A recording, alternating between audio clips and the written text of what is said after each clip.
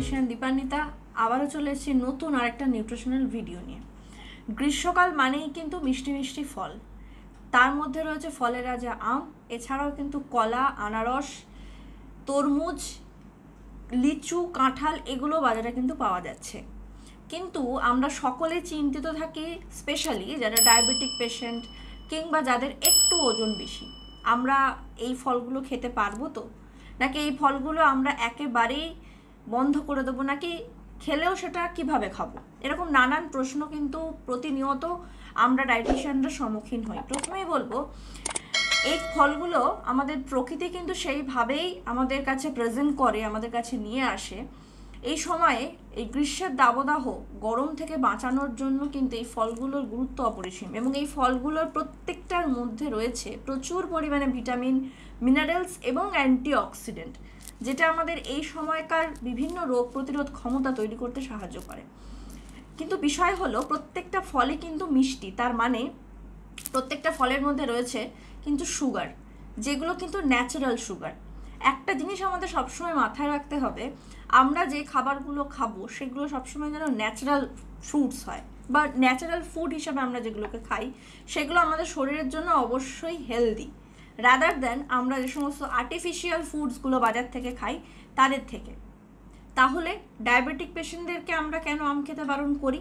তার একটাই বড় কারণ হচ্ছে, আমের মধ্যে রয়েছে হাই গ্লাইসেমিক ইন্ডেক্স, অর্থাৎ আমটা খাওয়ার পরেই আমাদের রক্তের গ্লুকোজের পরিমাণটা কিন্তু বাড়িয়ে তুলতে পারে। তবে চিন্তিত হওয়ার কিছু নেই, আমি আজকে বেশ কিছু সলিউশন আপনাদের বলে দেবো, যেটা ফলো করলে অবশ্যই কিন্তু এই জাতীয় মিষ্টি ফলগুলো আপনারা ব্যালেন্স করে খেতেই পারেন।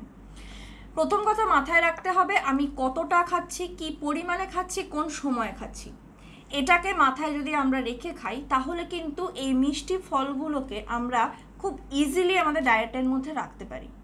নাম্বার 1, আম বা যে কোনো মিষ্টি জাতীয় ফলগুলোকে ফল হিসেবেই খান, এগুলোকে কোনো সময় জুস বানিয়ে কিন্তু খাবেন না। তাতে যেটা হয়, পাল্পটা যখনই বেরিয়ে যায় তার মধ্যে ফাইবারটা কিন্তু আমাদের বেরিয়ে যাচ্ছে।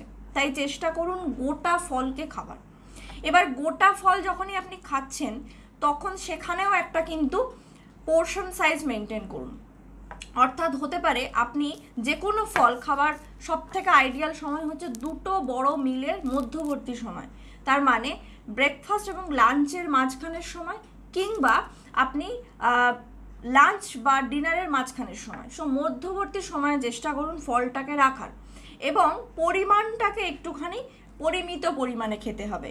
অর্থাৎ আপনি হয়তো 2 টুকরো বা 4 টুকরো আম নিলেন, তার সাথে ব্যালেন্স করে হয়তো আপনি 1 মুঠো ছোলা বা 1 মুঠো মিক্স সিডস বা হতে পারে বাদাম ভাজা, এইভাবে কিছুকে অ্যাড করতে পারেন। তাতে যেটা হবে, আমের মধ্যে থাকা সুগার সেটা কিন্তু আপনার যেই পাশে যে খাবারটা আপনি নিচ্ছেন, অর্থাৎ আপনি স্প্রাউট বা আপনি বাদাম বা ছোলা কিংবা হয়তো আপনি সিডস, এগুলোর মধ্যে রয়েছে গুড পরিমাণে গুড প্রোটিন এবং গুড ফ্যাট, এবং তার মধ্যে ফাইবারও রয়েছে, যেটা আপনার ওই আমের গ্লুকোজ লেভেল বাড়িয়ে দেওয়ার যে ক্ষমতা সেটাকে কিছুটা কমিয়ে দিতে পারে।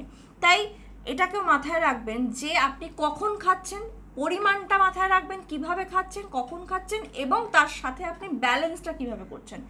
আপনি হয়তো দুধ, ভাত, কলা কিংবা হচ্ছে যে দুধ, মুড়ি, তার সাথে হয়তো আম, এইভাবে জিনিসটাকে না খেয়ে চেষ্টা করুন যে হয়তো আপনি 2টো রুটি খান, 2টো রুটি সবজি বা কলা এইভাবে খান, বা 2টো রুটি সবজি আম এইভাবে আপনি হয়তো খান।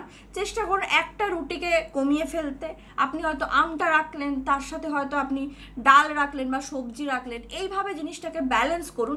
কার্বোহাইড্রেটের লোডটাকে কমিয়ে ফেলুন। কার্বোহাইড্রেটটা আপনি কিভাবে খাচ্ছেন সেটা কিন্তু অবশ্যই ম্যাটার করে, তার উপরেই নির্ভর করে আপনার সুগার লেভেল কতটা বাড়বে কিংবা আপনার ওজন কতটা বাড়বে। কার্বোহাইড্রেট আমাদের শত্রু নয়, কার্বোহাইড্রেট, প্রোটিন, ফ্যাট কোনোটাই কিন্তু অতিরিক্ত পরিমাণে গ্রহণ করা একেবারেই উচিত নয়। তাই গরমকালে অবশ্যই মিষ্টি জাতীয় ফলগুলোকে খান, এবং সেটার যেভাবে আমি বললাম সেভাবে মেনে চলুন। আর ঠিক আপনার জন্য কতটা প্রয়োজনীয়, আপনি সপ্তাহে কটা আম খেতে পারবেন বা কটা আপনি কাঁঠাল খেতে পারবেন, সেটা কিন্তু নির্ধারণ করবে একজন পুষ্টিবিদ। তাই অবশ্যই আপনার জন্য স্পেশালি কাস্টমাইজেশনের জন্য কন্ট্যাক্ট করতে পারেন নিচে দেওয়া নাম্বারটিতে। Thank you.